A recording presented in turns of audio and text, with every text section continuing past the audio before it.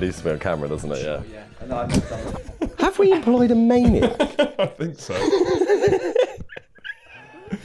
It's a bargain bin producer there. Hello and welcome back to another episode of Boys Gone Wild. I'm joined here with my co-host Andrew Cohen. We're drinking today. Well, I'm drinking. You're normally drinking. I'm not always drinking. You're normally drinking. On a podcast? Yeah.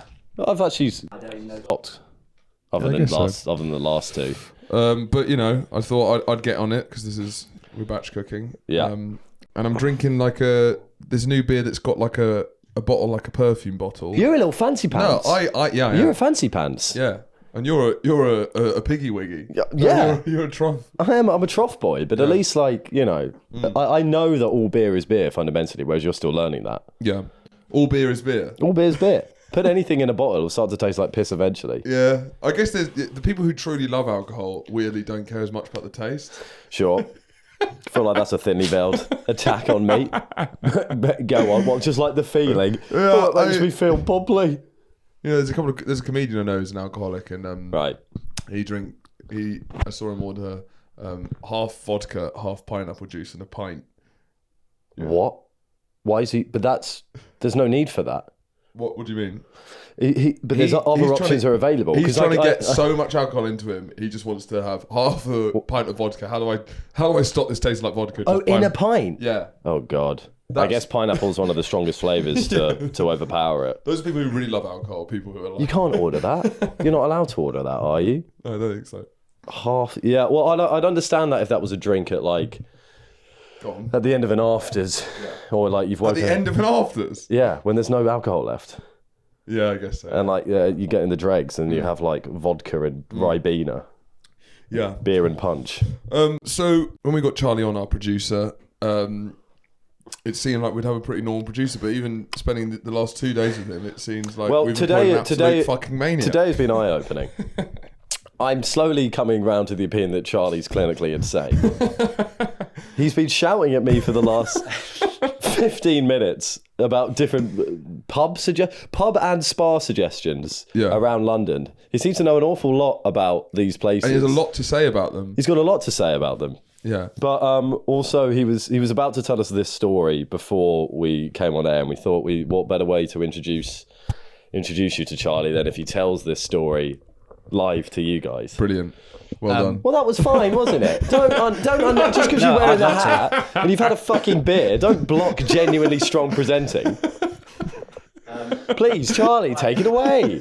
Ignore him. He's going to get red-faced and puffy because he's had a couple of beers. Yeah. Sorry, Charlie. The story is thus. I had my worst ever moment in therapy the other day. I have therapy Tuesdays at noon. Sorry, I didn't mean that to sound sarcastic. I meant that positively. We don't think he's mental because he's going to therapy. We'll just clear We're that. going to therapy. Are you sick or something? This is a men's mental and physical health podcast. We have to remember. Please, yeah.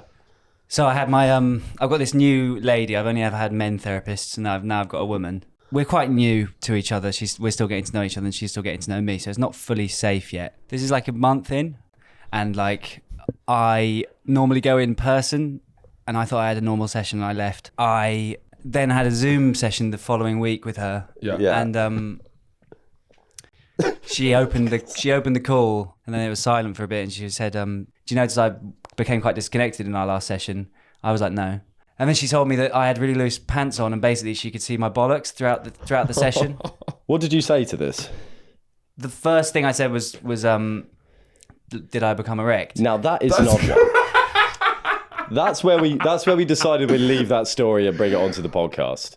So she went, your shorts were quite loose. Well, she was trying to make you finish it off, and you finished it off by making it weirder. She's like, your pants are quite loose. Do I need to say more? Was I erect? In your mind, at that moment, it's fine to show your therapist your dick as long as it's not hard. I thought maybe she was telling me because she thought I was trying. Is that something that you? Whoa! You thought she was coming on to you? No, I thought that she thought that I was coming on to her, and I was doing some weird flashing thing, and then.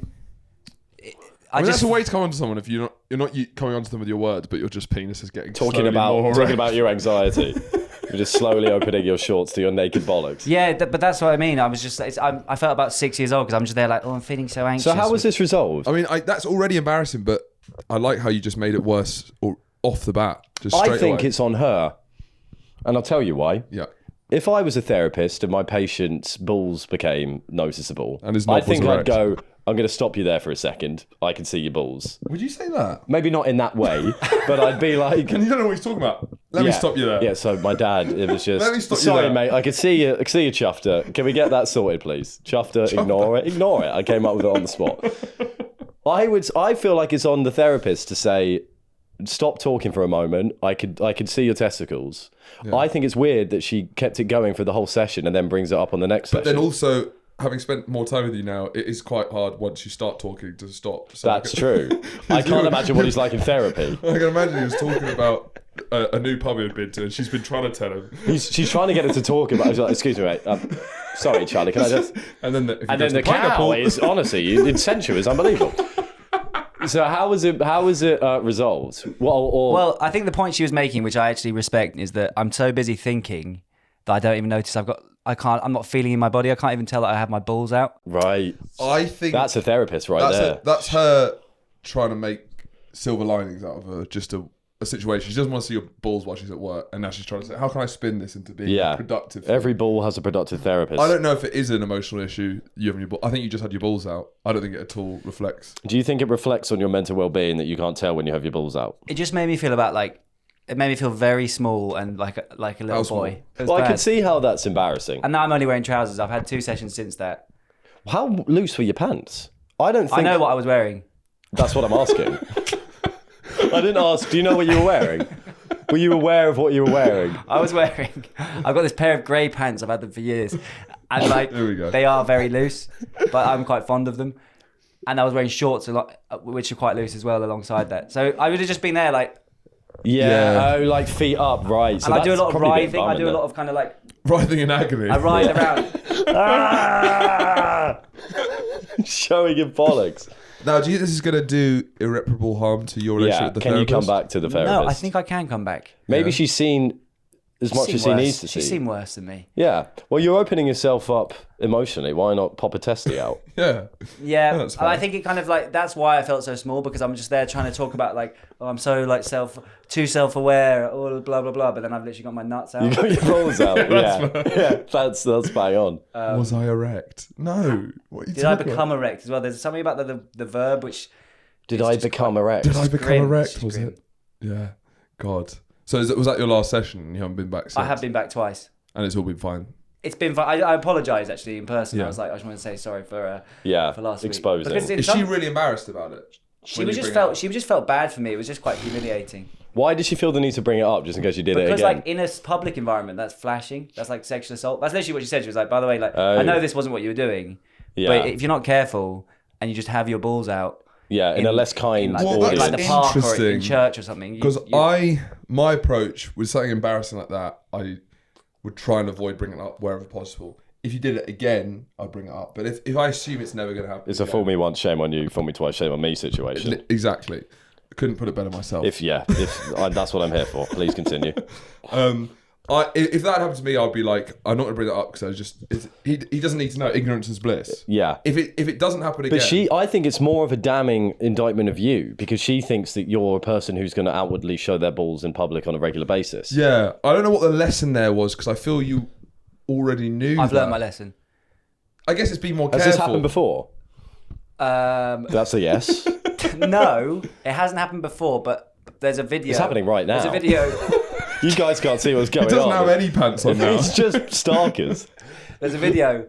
There's a video where basically this beetle got into my room, and I had these pants and they had a big hole in them, and you could just see my balls.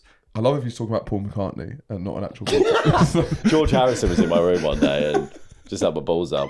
There's actually a video of my balls out. Yeah. On one of the sketches we did. Yeah. Raw.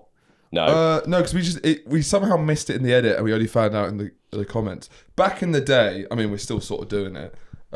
We would do anything for money, and we made a lot of very weird sketches for up and coming brands that never took off and sketches that will never see the light of day. Yeah. So this was for an Estonian company called Waterfy.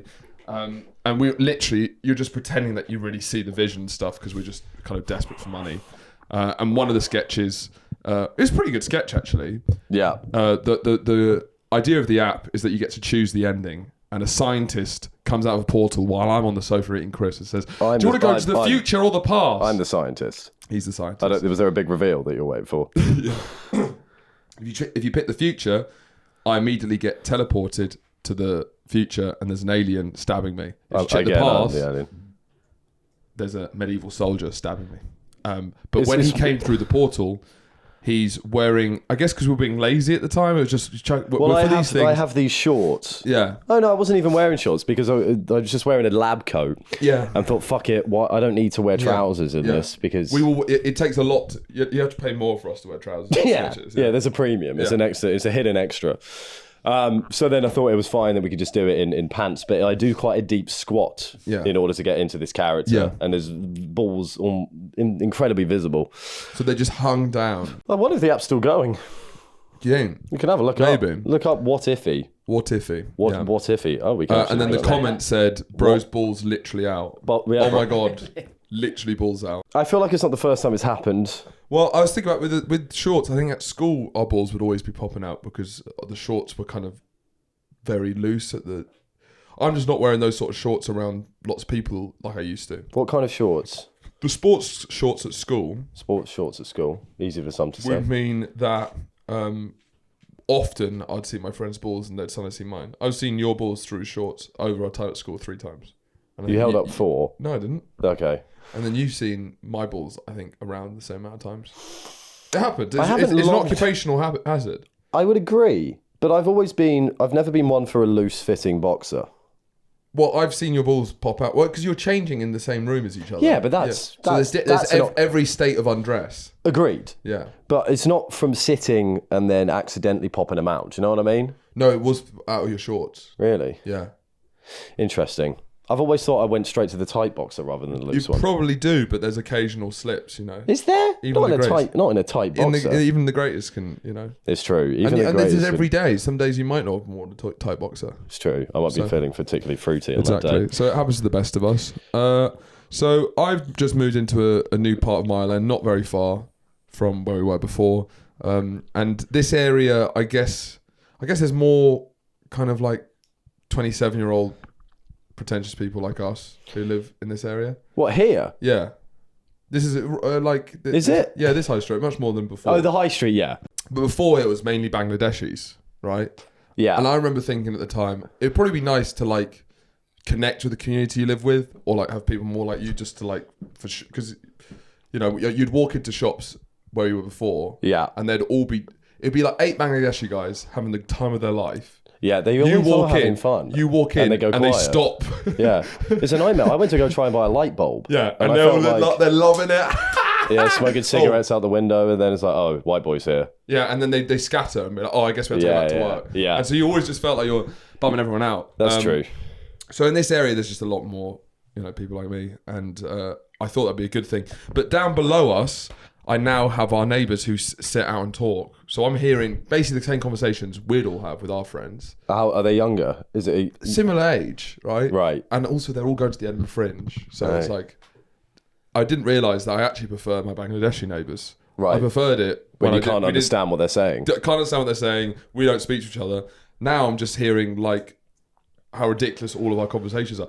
I had them outside speaking for half an hour what they prefer, white wine or rosé. It was a half an hour conversation I'm just hearing just on loop. Oh dear. It's like the worst podcast you've ever heard. Yeah. You know?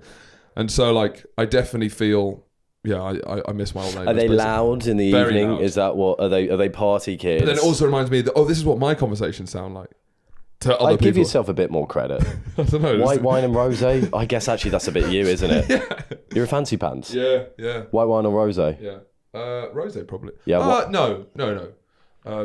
White wine, there's more of an art to white wine about what actually tastes better. There's a huge it's a more sophisticated thing to drink. Rosé's rosé. What do you prefer? You're a fancy pants. Why can't you just enjoy something for how you enjoy it? If I could only drink one for the rest of my life, it'd be white wine. White wine gives me acid reflux. It's very acidic. Have you got any neighbours? I have got neighbours. Yeah. They are Indian. Okay, that's good. Yeah, no, there's a group of. I think it's very easy when you've turned this age to slip into old man annoyed. Annoyed old man, you know, 27? shouting at the, "Hey, shut up, you fuckers," that kind What, of thing. 27? 27. Yeah, because I'm now living in a nice place. Yeah. Where it's like, you know, It's all that pod where money. the sides are just clean all the time. Yeah. Do you know what I mean? It's all that pod money. I can't afford where I'm living. It's a disaster. subscribe to the Please subscribe. It's been really tough. No, it's just like, you know, we've got a dishwasher.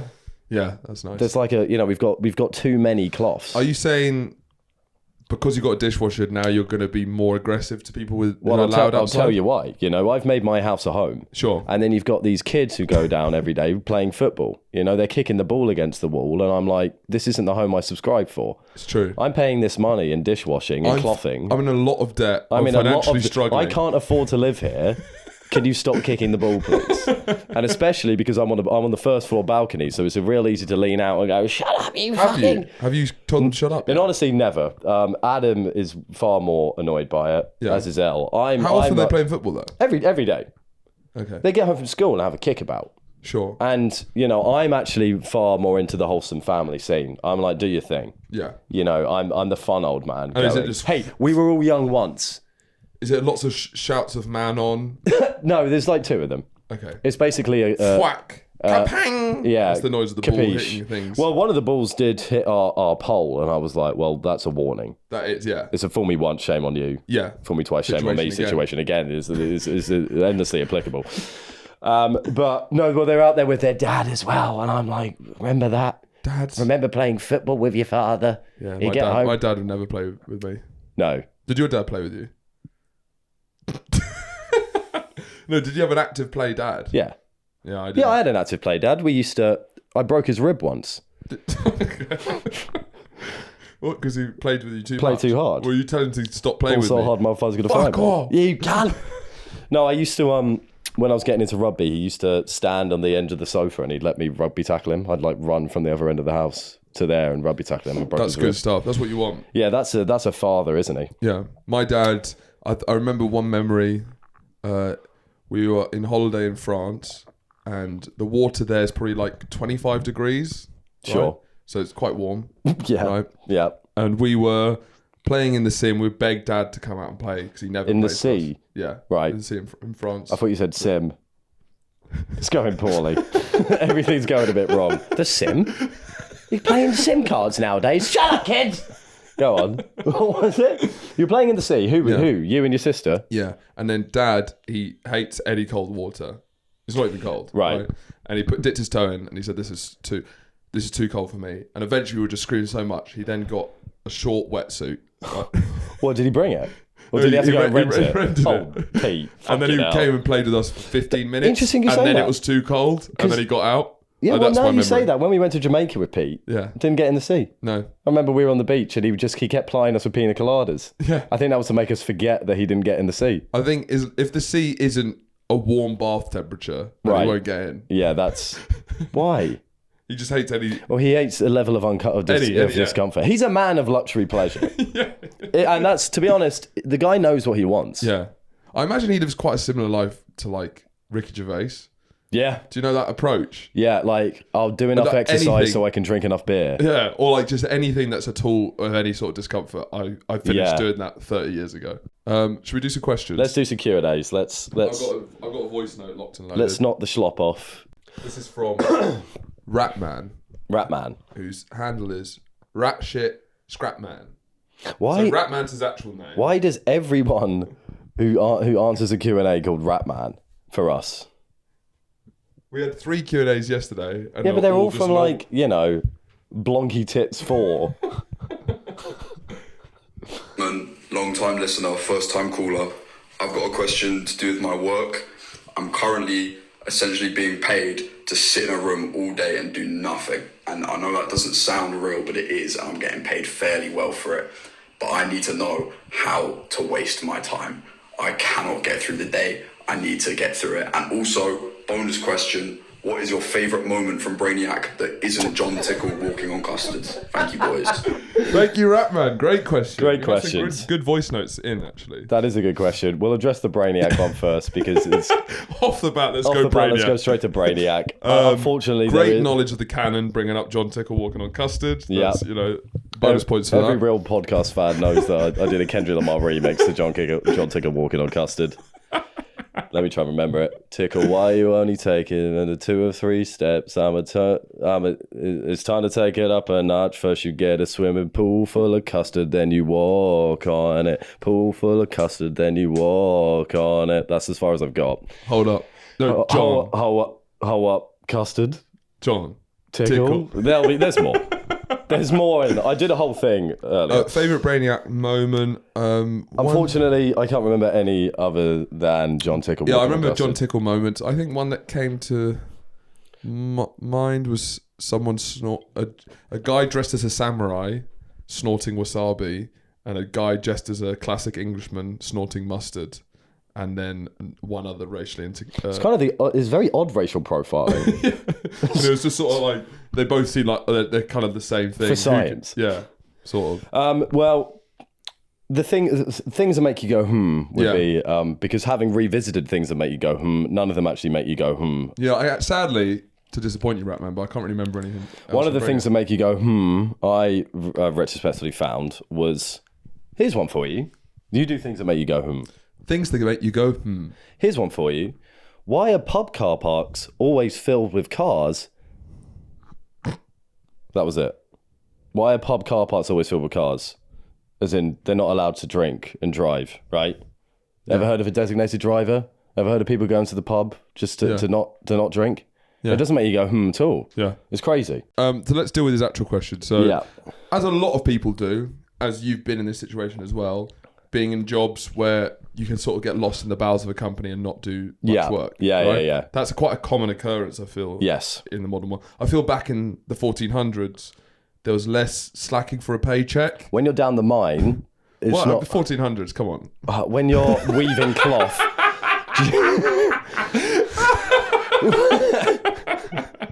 When you're weaving or you're working at the tavern, it's more toll in the fields, right? yeah. Yeah. Well, it's more important that you actually get some productivity out of it. Yes, but it's more like if you This is a don't, remote worker you'll thing. die. Yeah, right. You're Hand to mouth. only worth what you create. Sure, exactly. There's no like dossing on the job and then No. collecting your paycheck. It's No. like if I don't make corn, I won't be able to I eat won't. corn, nor will my family. All we have to eat is corn. Yeah, very fair. I feel like you might have gone back a bit too far in history to help Rat Boy with his question here. It's the introduction of remote work, isn't it? Particularly. Rat man. I'm so sorry. That is so patronising. That is so If patronising. someone's been called Rat Man, once he knows how to spend his free time, he'll become a rat man. At the moment- moment, you're sounding a bit like a rat boy, quite frankly. So I think it's, remote working is probably a big thing with this, but people can hide in the office as well. I'm annoyed he didn't say what his job was. Do you know what I mean? I want to know what you he's... can imagine what it is. It's probably just some not sort of like dissimilar to mine, Yeah, is it? nondescript. I mean, I did part-time work for 6 months and I did nothing as well. Was it at the office? Yeah. And you constantly bring it up. Yeah, so I mean, I've been in this situation and Well, no, I'd have one task to do and it'd normally be something technical, but they wouldn't know how long it would take. So I'd make it take way longer than it should. But that's- and then I'd watch yeah. TV. Right. In So the office. And I had my own office. Well, no, not my own office. I'd be unsupervised in a room. Yeah. So I'd just be watching telly. Your own office.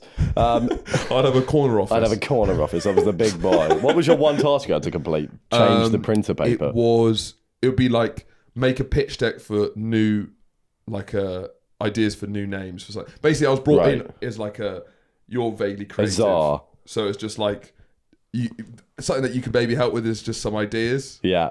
And so yeah. Okay. Well, I think maybe you can hide in the office, but it's obviously easy to hide at home. It's also astonishing that in the world of work, it's like everyone can finish what needs to be done in a very quick amount of time. Yeah. Like most people I know can and do often finish work at like 1 p.m, 2 p.m. if they're working from home. Do you feel like in the 80s, if you finished all the work that needed to be done, they'd give you Why do you more keep work? bringing it back to historical time periods? I'm trying to help Rat Boy, man. Yeah, would they have more? Well, if you finished all your work, then the boss would give you more work. And has that maybe shifted? Well, I think there's an art to looking busy whilst taking as long as you can with a task. Yeah. In order that you don't get any more tasks. Yeah. But I think use the opportunity because I guess the trap that you can fall into, which a lot of people do, is that I'm actually getting paid pretty well. I actually don't do much. But then you could spend years doing that and be in a pretty good situation. But then it doesn't mean you're necessarily winning in the same way you think because you're becoming bored. Yeah. And it's like you're not actually tricking the system as much as you think. So use the opportunity to sort of trick the system as much as possible. Get into painting. Get into painting. Or I don't know. Use the time Weave. to do something that connects with your species being. You know, something that you're unalienated. It's a very serious answer. Are we doing serious answers? No, agreed. Yeah. Agreed. That's the way to do it. Get a hobby, you freak. Go on a run. You don't know Rat Man. I don't. Rat Man hasn't got any hobbies other than rats. Go on a run. Get a hobby. I mean, have you got a passion? If you've got a passion, now's a great time to pursue it. You've got a lot of, it's a blessing to have that much free time during your working hours that you don't have to spend on traditional work. You can do it on something else. Yeah. Work towards another goal if you've got any hobbies or ideas. But yeah, don't take it too seriously. I would, as someone who's worked from home in isolation for like 4 years, don't do it for too long. Because sometimes you can end up not leaving the house for 3 days and only realise that when you leave the house. And then when you're surprised by sunlight, you should probably consider a change. That's what I'd say. As in often, as in today is an example of that. Yeah. The first conversation I have is live on this podcast. It's sometimes I shock myself with my voice because I was like, that's how I sound so today. Long. Yeah. Yeah, like when sometimes I'll answer the door and I'll be like, because I haven't spoken in 2 days. It's not a good way to live. I think that's a kind of this hidden cost of remote working. Yeah. It seems like a good idea. DOS. Oh, you could do whatever you want. But it's eroding your soul slowly. Exactly. And if even people like Ratman are feeling the issues, what about, people like... Well, if it was like a fable, maybe it's more of a Faustian bargain. Sure. The devil gives you a chance. Do you want to get paid a shit ton and do nothing? That sounds bloody brilliant. What have I got the job for you? Have you got no interest? Like sitting in a dark room all day for money?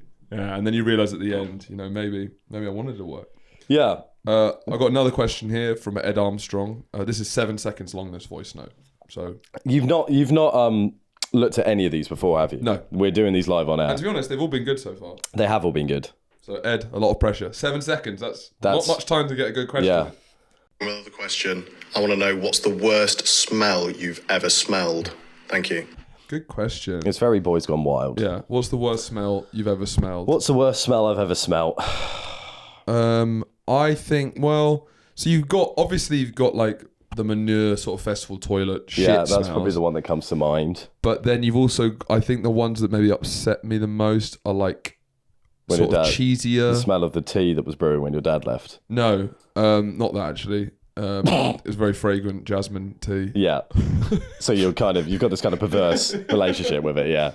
It'd probably be, I think anything that's cheesy or like gone off milk, those sort of smells. I don't Cheesy. Yeah, You like like a bad Do cheese smell. you like the smell of your own feet? Do you like the smell of your own armpit? Do you like the smell of your own farts? Because I do. I feel like everyone does. I think everyone does. No, let's just be honest. But I think there's a human... It's the honesty podcast. It's a biological thing that you need to... Why? Because you've got to put up with it. Well, you've constantly got to be smelling yourself and checking on things because it's part of... Smelling yourself and checking on things, yeah. Because it's part of self-sufficiency. So you can't be fucking grimmed out by your own smell. So the smell of healthy sweat, you're like, my body's working. Yeah. Right. Or then something needs to be changed, but this shouldn't be putting me off. Yeah. Yeah. It's weird. It's popping the hood on your own car. You can't be like, You're checking- oh, bloody hell. Oh, no, that's disastrous. Yeah, it's checking your oil, isn't it? Yeah. A good whiff. Sorry, I don't have a good answer to that. Do you know the worst smell you ever smelled, Charlie? I think for me... His testicles after a therapy session. Well, everyone can smell those. For me, I'd say when you have like a plaster Ooh. Oh yeah, that's then a terrible. The smell of flesh underneath the plaster. Well, the only smell I've hated of myself was when I got my arm cast off after breaking my arm after like 6 months. So that was pretty bad. How did you break your arm? I broke my arm because my friend pushed me off a trampoline. We used to play this game where we had a trampoline. He had a trampoline, and there's netting going around this trampoline. Both share the trampoline. No, we did. It was like a timeshare situation. I was 12 years old, but we went halves on the trampoline together, much to our parents' chagrin. But he kept it at his house for the weekends. I had it on the weekdays. Yeah. We lived 50 miles apart. It was a disaster. Neither of us could drive, so we had to rent a lorry as the mode of transport. Yeah, which is actually one of the worst modes of transport. One bounces, the other pushes, and then you've got to bounce slightly there. Along the M5 is a disaster. But I went to his house and we played this game where it had netting around it, and we put all of the sofa cushions on the trampoline. And as lovely, foolish lads, we would bump into we'd run into each other with the cushions and go, "Ha ha, you've fallen into the net, you fool!" And then one fateful evening, I was standing by where the door was where the zip was, and we hadn't zipped it up. So he ran into me, charged, and I went flying, did like a flip, landed half. I was blacked out for a bit apparently, and then you blacked up for it. Blacked up, yeah. Oh yeah, did I not mention? So during the game, we would think, how can we get into this more of a character-based thing here? Let's do one from the Patreon. Okay. What in both of your opinions is the best Alec Baldwin film, not including Rust? I've got an immediate answer for this. I've got one as well. It's called It's Complicated. It's a rom-com. He's brilliant in that. He's brilliant. The whole film's fantastic. It's great. Him and Meryl Streep, John Krasinski's in it. It's a 10 out of 10 film. Hilarious. In the genre of divorce film, it's up there. You've got Squid and the Whale, Kramer versus Kramer. It's complicated. It's quite a rare genre. Marriage Story. Yeah. But no, it's light, it's rom-commy, it's fun, it's excellent. Steve Martin's in it. It's really Weirdly, good. the divorce film genre is always middle class, it feels. Yeah. Because only middle-class people get divorced, do you know? I guess so, yeah. That's mine. I'd actually thoroughly recommend. My girlfriend showed it to me, and I was enamoured by it. It's great. It's really good. I think my favourite is Glengarry Glen Ross. Have you seen Glengarry Glen Ross? Do you know what it is? Say it again? Glengarry. Yeah, every time. It's actually really tough to say. Yeah. You say it. I'm not Glengarry Glen Ross. Glengarry. I said Glengarry. Keep saying it. Glengarry Glen Ross. Glengarry. Do red lorry, yellow lorry. Red lorry, yellow lorry. Red lorry, yellow lorry. Red lorry, yellow lorry. Red lorry, yellow lorry. Red lorry, yellow lorry. Not bad. Not bad. Not bad. Red lorry, yellow lorry. Red lorry, yellow lorry. Red lorry, yellow lorry. Red lorry, Charlie. You were a bit worse than me. Red lorry, yellow lorry. Red lorry, yellow lorry. Red lorry, yellow lorry. Red lorry, yellow lorry. Best of the lot. You need to do it. I was better than him. You were doing it so slow. Do it quicker. Red lorry, yellow lorry. Red lorry, yellow lorry. Red lorry, yellow lorry. Red lorry, yellow lorry. Red lorry, yellow lorry. Red lorry, yellow lorry. Red lorry, yellow lorry. Trying to do it too quick. So Glengarry Glen Ross is a David Mamet play. It's one of his best plays. It has an incredible cast, and it's been made into a great film. Al Pacino, Jack Lemmon, Alec Baldwin, Kevin Spacey, may you rest in peace. May you rest in my favourite peace. homosexual actor. Yeah. And Glenn. So what's it? Hold on. Let's keep that search where it is, Charlie. What did you say the name of it was? Glengarry Glen Ross. Charlie's heard dead. Charlie's heard dead Marion Ross. It's not even close. I mean, dead Marion Ross. What? Dead Marion Ross? Never heard of it. I got the name wrong. Glengarry. Oh, Glengarry. This is a fucking disaster. Glengarry Glen. Brilliant film if you like just pure masculine acting. It's all men. I'm up for that. I might watch it tonight. Yeah, it's great. It's just What's all it about? men being men. It's about estate agents trying to close a deal, but it's like sexy estate agents. Hot. Right? And then because their branch hasn't got enough leads through, they basically have till the end of the night. The top 3 people to get the most leads keep their job. The bottom 2 lose their job. Oh, I like it. And Alec Baldwin is the guy who comes from head office. Yeah. And he only has a monologue. That's all he has. And he absolutely kills it. So he comes down and basically explains to all of these other guys why he has a nicer watch than why he drives a nicer car and why they don't mean shit. Fun. Right? I'm into that. And whoever closes the most also gets the Glengarry leads, which are the best. The Glengarry lead, The Glengarry leads. Okay, yeah, Great I'm into it. Although that's too so good. So it's not really answers. an Alec Baldwin film, to be honest. It's just a cameo, but it's probably his best performance I've seen in anything. Yeah, okay. If you were in the Purge movies, what would you end up doing? You can't leave. I would start doing... Where would we leave? Well, in the Purge film, I would start doing white collar crime on the Purge day. Yeah, kind of like... I'll be just doing a lot of fraud. Identity theft. I'll do like quite like... Littering. Yeah, to be honest, during the Purge, I don't really have any interest in murdering innocent people. That doesn't really float my boat. I've never been inclined to. It doesn't feel like I need to get that out of my system, and if the law wasn't there, I would just be murdered. But misrepresenting the shareholders. But I could definitely see myself just fucking tossing chopping crisp wrappers.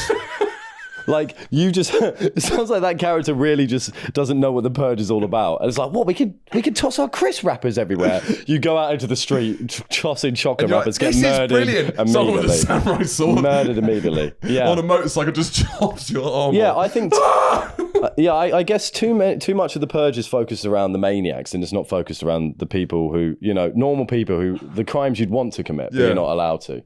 What other kind of crimes you want to do? Drugs. I guess smoke a massive bifter in the street. There it is. That's our answer.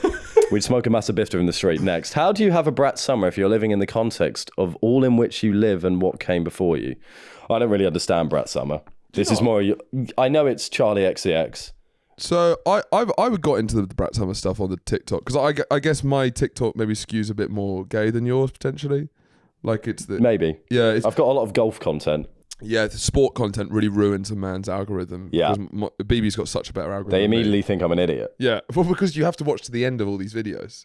If a sport you enjoy and a video comes on, I can't finish it. I have to finish it. You have to finish it, and therefore they just keep giving you more. And I don't want more, but then I hear the thickest man in the world say, top 5 Premier League defenders. And I'm like, you're an idiot, top 10 but I have to hear what you have to say. Top 10 closest chip-ins in the Masters? Yes, please. Yeah. What's number 1 going to be? So Brat Summer... As I've said on this podcast and on my Instagram stories, I kind of like the bisexuals are killing it at the moment. The queer community and the girls are killing it with Brat Summer and with their pop stars, with Chapel Roan, with Charlie XCX, and I guess not Sabrina Carpenter. She's not come out as bi, but I bet she is for trendiness. But it feels like culturally that they're very powerful at the moment, right? And I'm respecting it from afar because it does look like fun. Right, they're killing it. But what is a But Brat then Summer? I'm like enjoying it in the way that like I guess like an old man seeing kids on their bicycle just going, isn't that nice? It's like I'm not getting involved. I would be slightly fearful of the old man who enjoys kids on the bicycles.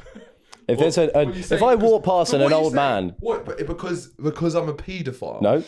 No. I just think it's odd. I think maybe enjoy like the ducks in the pond. But also, you don't stand on the street corner and go, "Oh, isn't that nice?" To clear up that it's definitely not a paedophile. What's it saying? I have my hands behind my back. I don't. Do you know what I mean? Well, because I'm just like. So as far away from your penis as possible. I guess so. Yeah. Because I guess that's like that shows that you're enjoying. In fairness, it if he had his hands on his lap, yeah, that's immediate. What a pedo would do. That's a pedo would do. I'm leaning back. I'm not hunched forward. Yeah. Yeah. I guess so. Yeah. I don't. How do you have a Brat Summer if you're living in the context of all in which you live and what you? I don't really understand the question. It's saying it's a pretty bleak world. How does one have a? Well, that's partly what the whole point of Brat Summer is in my head. Well, isn't Brat Summer cancelled? Who cancelled it? Charlie XCX, because she endorsed Kamala Harris. Apparently. Oh, okay. Apparently, my view on Brat Summer. That's not very brat. In the way that I don't know, EDM and Avicii and stuff came out of the 2008 financial crash as a sort of like. Yeah. As a sort of like escapism to the bleakness of the economy. Yeah. Right? I think Brat Summer is an attempt to sort of redo that with the bleakness here. And it's what we need from culture is escapism because things are bleak. So I'd say actually because things are bleak is exactly why you show a Brat Summer. Right. Though if you're going to be woke and annoying and problematic, Charlie XCX and that whole crew, they're very wealthy women and a lot of the Brat Summer thing is kind of what is a because I understood Chet Hanks' White Girl Summer. Yeah. Well, Brat Summer is actually... Or White Boy Summer. I mean, I'm not the person to explain it, but if I was going to have a go, it would be... Which you've been doing for the last 10 minutes and have Brat done on Summer previous would be podcasts. sort of like being unapologetically kind of spoil and trashy. Okay. So it's making trashiness... It's wearing juicy tracksuits. Yeah, but it's making trashiness glamorous. Gotcha. Right? Okay. And it's not Juicy being afraid... tracksuits. Yeah. Juicy it's not being tracksuits. afraid of that. Okay. And it's being iconic and it's slaying. Fundamentally. Yeah. Okay. I can fuck with that. Yeah. There you go. So how'd you do it in this world? That's part of it. What you're saying, part of it is ingrained in it. Postman Jeff. For AK, mate, given your time again Given your time again, would you still get clarted betwixt the eyes in the name of confronting litterbugs in the park? Well, as you said before, you have a zero tolerance policy. I have a zero tolerance policy on littering. That hasn't changed. If anything, it's become stronger. Next question. Rory Smith, how will your relationship with each other and subsequently the dynamic of the podcast change now you no longer live together and have a producer? Charlie, you're in the question. You know what? I don't think it'll change that much because we live 50 minutes apart. Yeah. I think there's not. But maybe I'll drive a wedge between you two. I think Charlie's would be a bigger problem than actually not living together. Charlie's already becoming a problem. Because we're still doing the podcast once a week. We're still doing sketches. So I don't think it would have that much difference. Yeah, I think it's nice. I think it gives us a respite as well. Yeah. It also means that problems you can have with each other will be fundamentally all to do with work. Yeah, rather than leaving a fork out. Yeah. Which fundamentally is ideal. We were mixing business and pleasure. What was pleasure? Living in a house? Leaving forks out. Well, essentially, we were friends, housemates, and colleagues. Yeah, so which I think you should only have 2 of those things. Yeah, exactly. 3 is a lot. Yeah. It's a too many cooks situation. And it's a fool me once, shame on you, fool me twice, shame on you situation. We do have a lot of mantras. There's a deep philosophy to this show. I think our biggest mantra is too many cooks. That's the one that comes up the most, because I firmly believe too many cooks spoil the broth. I want that on my gravestone. Andrew Cowan, born 1997, died 2025. Loving husband, loving father. You did a lot. I did a lot in this year. Yeah. And then just underneath, too many cooks spoiled the broth. Right. Lewis Makepeace, who is the little person? Little person. That's the, whatever the politically correct term is, who looks identical to me. Charlie hasn't seen it. Charlie, type in Lewis Makepeace on the internet. It is very funny, and true, and it's been pointed out more and more. Now that I'm on the Film vs. the Internet podcast, and it's kind of a wider audience and a crueler audience, everyone is bringing up that I had the face of a little person on a tall man's body. He's a chef. True. Of course, he does loads of stuff. Do you see that? It is crazy. He looks exactly like It looks exactly like me. He looks exactly. He was younger then. I reckon I would be able to open his Face ID on his phone. That's something we need to try. Lewis, I reckon my eyes, cheekbones, nose, the place. We should get Lewis on the pod. Yeah, get him on the Patreon. Do that. There you go. Yeah. That's Horatio Gould. Yeah, it's scary nose, how much we look alike. Cheekbones, eyes, hair. This guy, what's his question? A tad crude. Would you rather catch your co-host putting the brand new 2nd edition Down syndrome Barbie up their arse, or be able to fly? I'd be able to fly. Yeah, I'd be able to fly. On to Maxwell Burton. This is a whistle-stop tour. Which theatre of World War II would you do the best / prefer to serve in? China, Taiwan, Russia, Ukraine, Middle East, etc. It's World War III. Right. Is it? Yeah. World War III. Okay, that's better. Yeah. Or assemble World War II theatre question. We could do a whole pod on that. That's great. That's right on my street. Or assemble a celebrity cabinet to save Britain. Well, okay.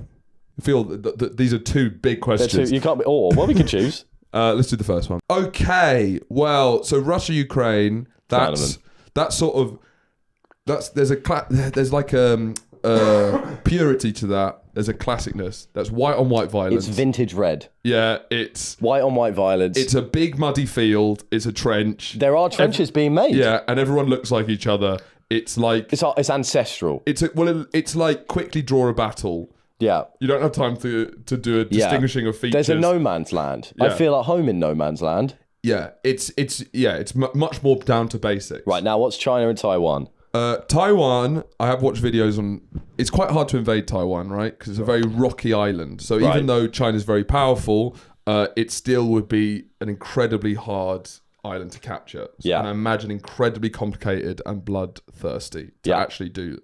Yeah. You've got to really want it. Yeah. So I don't know what it would look like, but a very rocky island that really doesn't want to be taken. Yeah.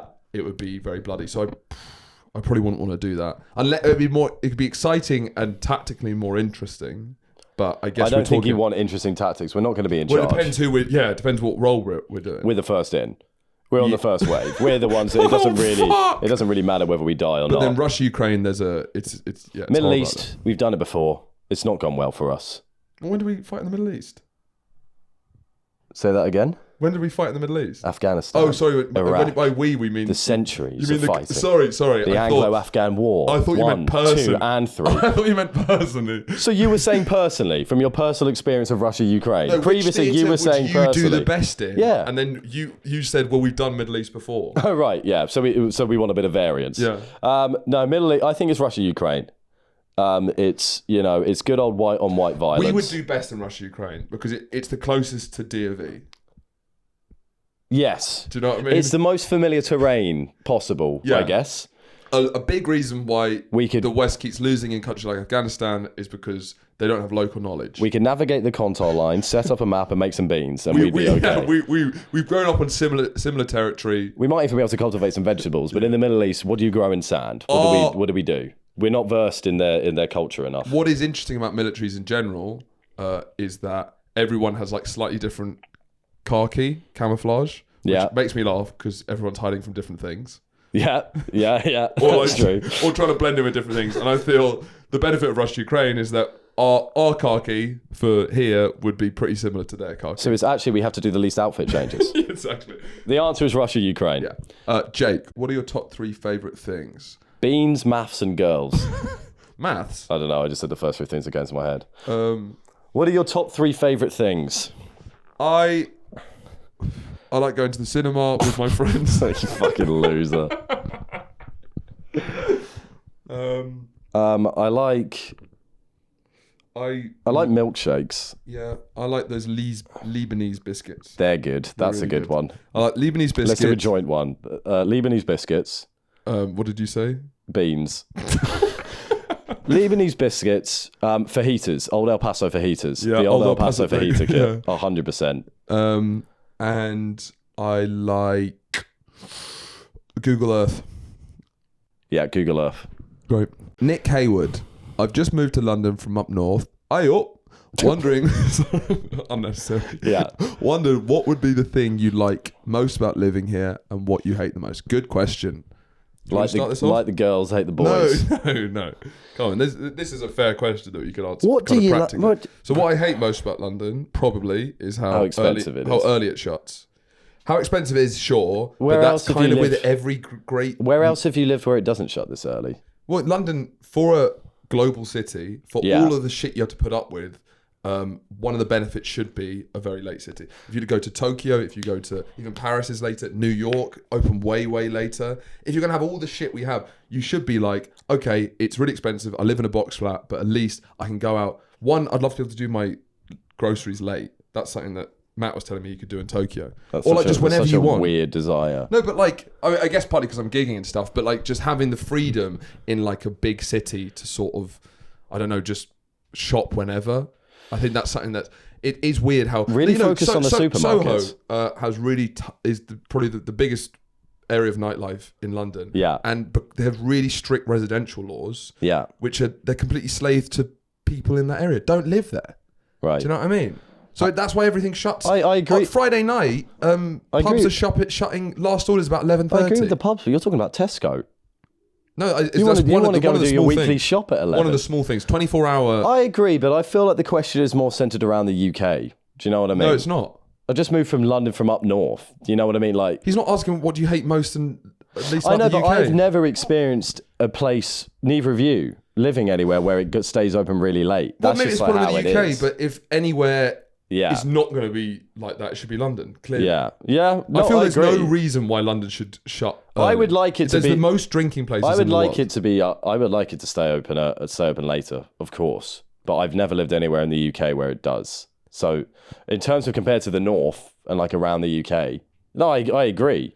But for instance, I'd think it would be it's too expensive. Liverpool is open later. Is it? Yeah. Well, So yeah, I just haven't lived there. There's though. areas and there's better drinking towns. There are places that reason. are open until 4. It's easy to find. Giuseppe's. No, and there's loads of most places I go. There's a place you can just look up and you can find a place for 3 or 4. Globally, if people have been to a lot of cities around the world, one thing they'll always bring up about London is how early. No, it I shuts. agree. And also for a city, this is a boring fact. It has the most places to drink of any city in the world. So there's more bars and pubs here than anywhere else, and everything shuts so early, which feels like a waste. Yeah, And you'd think London, great place to drink, but if you can't drink easily past 12 without going to a club, that sucks. Yeah, no, I agree. You go to Spain, everywhere's open till 4, and it's just more of a cultural I just think thing. it's a UK-centred question. Because then that's like, why don't you move to Spain? He's moving from the north. That's what I hate most. It's too expensive. That's what I hate the most. It's ridiculously expensive. I can't afford to live here. I don't think anyone can really afford to live here. Sure. Because the problem with London is there's so much to do, but you can't do any of it. So you're looking through a shop window. Yeah.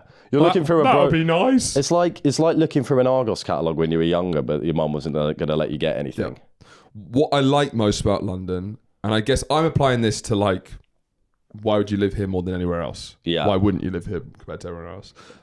I think even compared to other like global cities, I think the diversity of things to do is pretty unmatched. Yeah. Like, and because of even the way the city's built, every area of London has you can have such different experiences across so many different fields. Yeah, that's definitely true. There's an array of things to do, and all just within a stone's throw. Yeah, it's not. I don't find if you treat it right, you can avoid it being repetitive. And I feel that often often in cities they've got a great culture, but you're all doing the same thing all the time. What, eating tapas in Spain? Sitting outside a cafe in France. Well, that'll do us. That'll do, donkey. That'll do, Nicky. We'll see you in London when you come. Yeah, we're going to go on to... We'll do another episode. I think the next episode we'll probably do more questions. We've got a lot more to burn We've got through. a lot more questions. Thank you so much for listening, guys. Namaste. Peace be with you. Any closing thoughts, Andrew? Without the majesty of ourselves, we cannot begin to understand the greater world around us. See you next week, boys.